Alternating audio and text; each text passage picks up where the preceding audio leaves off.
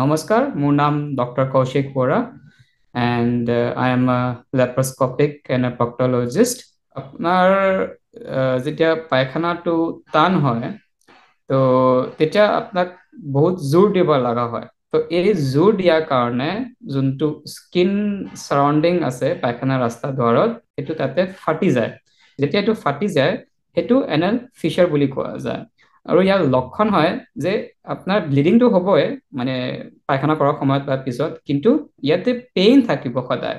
যোনটো পাইলছত usually pain নাথাকে কিন্তু অকল ব্লিডিং হয়, কিন্তু এনাল ফিচাৰত এটা টিপিকেল চিমটমছ আছে যে পেচেণ্টে সদায় কমপ্লেইন কৰিব যে ফাৰ্ষ্ট কমপ্লেইন কৰিব পেইন, আৰু পেইনটো কেতিয়া হ'ব?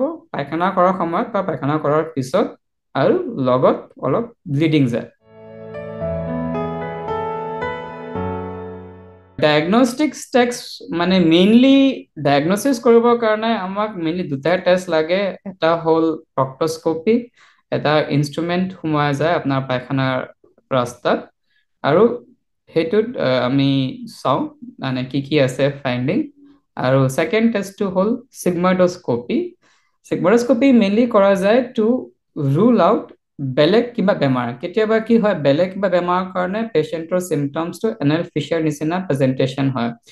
তো আমিতো for ruling out any other disease high above, তো আমি এটা চিগময়ডস্কপি পৰীক্ষা কৰোঁ।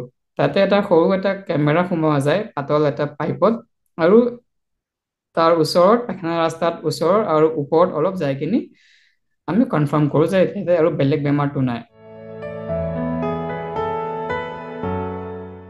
এইটো আপোনাৰ anal fissure, this is the anal fissure, you can see here, yeah, this is the anal, এইটো আপোনাৰ anal fissure যোনটো মানে স্কিন যোনটো ফাটি গৈছে anal fissure। তো লেজাৰ সাৰ্জাৰীত আমি কি কৰোঁ, লেজাৰ সাৰ্জাৰীত যোনটো এটা মাসল থাকে, this is the muscle, এইটো মাসলটো আমি লেজাৰ থ্ৰু সেইটো এটা কাট কৰি দিয়া যায়। তো এইটো কাট কৰাৰ পিছত কি হয়, এনাল ফিচাৰত আপোনাৰ এই মাসলছ কেইটা স্পাজমত থাকে। স্পাজম মানে কন্ট্ৰাকশ্যন, কন্ট্ৰাকশ্যনৰ কাৰণে আপোনাৰ পায়খানাৰ যোনটো ৰাস্তা আছে সেইটো সৰু হৈ যায়। তো লেজাৰত এইটো এটা কাট দিয়াৰ কাৰণে আপোনাৰ ৰাস্তাটো বহল হৈ যায়, আৰু আপোনাক ষ্টুল বা পায়খানা কৰিবৰ কাৰণে ইজি হয়। আৰু এইটো তাৰপিছত কি হয়, আপোনাৰ ব্লাড ছাপ্লাইটো ইম্প্ৰুভ হয় সেইখিনি জেগাত। তো এইটো ব্লাড ছাপ্লাই ইম্প্ৰুভ হোৱাৰ পিছত এইটো আপোনাৰ যোনটো যোনটো যোনটো ফাটি গৈছিলে সেইটো নিজে নিজে তাৰপিছত ভাল হৈ যায় ফিচাৰ পাৰ্ট।